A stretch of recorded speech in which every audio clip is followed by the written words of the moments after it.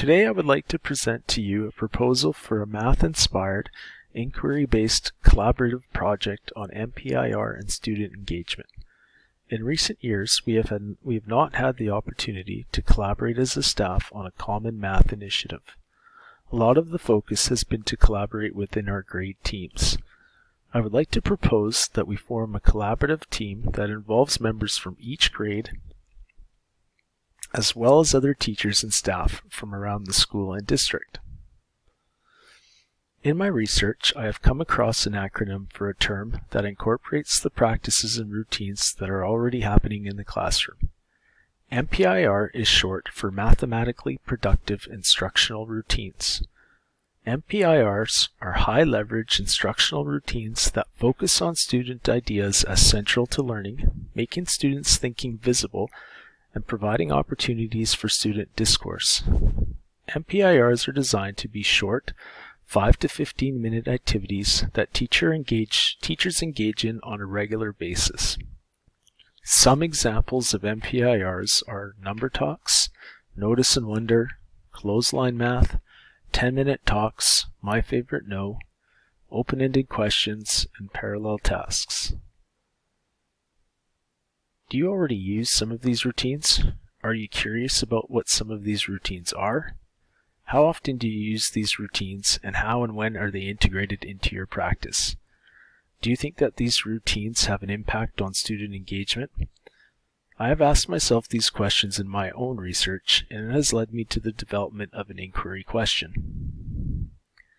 The inquiry question that I have developed is, how might the use of MPIRs enhance student engagement in mathematics in our school? I chose MPIRs as part of my inquiry because, as I already mentioned, I think that a lot of teachers are already using these strategies as part of their classroom routines. I think that focusing on MPIRs would give math teachers an opportunity to share, develop, and apply practical math strategies that can be integrated across all grade levels. Furthermore, MPIRs would provide opportunities to differentiate instruction and get all students involved. The strategies will allow for meaningful engagement in activities that target important skills and curricular competencies. The predictable design and repeatable nature of routines make interactions between students and teachers, and between students and the mathematics purposeful, consistently executed, and easier to manage. The second part of the inquiry question has to do with student engagement.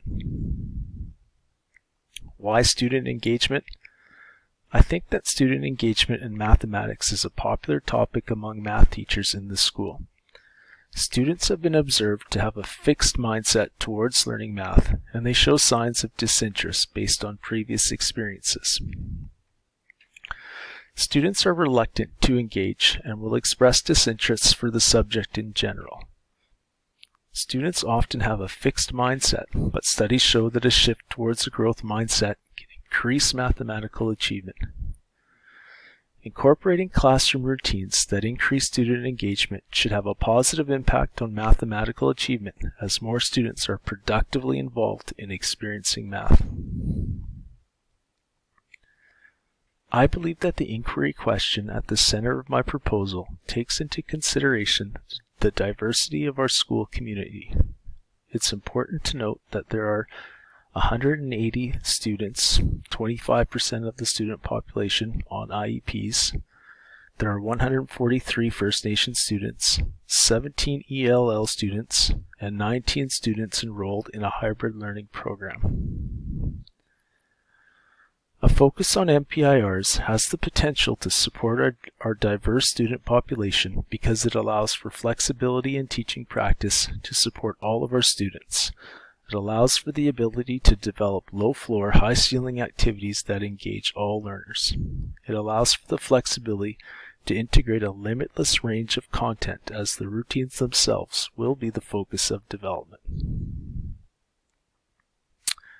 There are 5 main goals of the initiative. They are to improve knowledge of MPIR, to improve effective practice of MPIR, to work collaboratively and help and support each other in Pro-D and the implementation of MPIR, to develop and implement effective questions and systems to monitor student engagement, and to collect meaningful data and use the data collected to revise and restructure a plan for future development. As part of the implementation plan, members that take part in this initiative will have the opportunity to be part of a strong collaborative culture. Members will have multiple and consistent opportunities to meet as a collaborative team in the implementation of a detailed action plan during our built-in collaboration time. Members will have the opportunity to collaborate with math teachers from each grade, as well as support teachers and staff from within the school and school district at various different stages of the implementation plan. The implementation plan for this proposal is based on a data-wise process and has been divided into 6 key stages.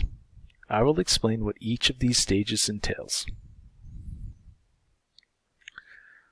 The first stage of the implementation plan is to give a presentation on MPIR and introduce the school initiative. We are currently in this stage of implementation, and members that are interested can express their interest via email. During Stage 2, the collaborative team will be formed and roles will be assigned. We would brainstorm a list of resources and gather currently available resources around MPIRs and best teaching practices.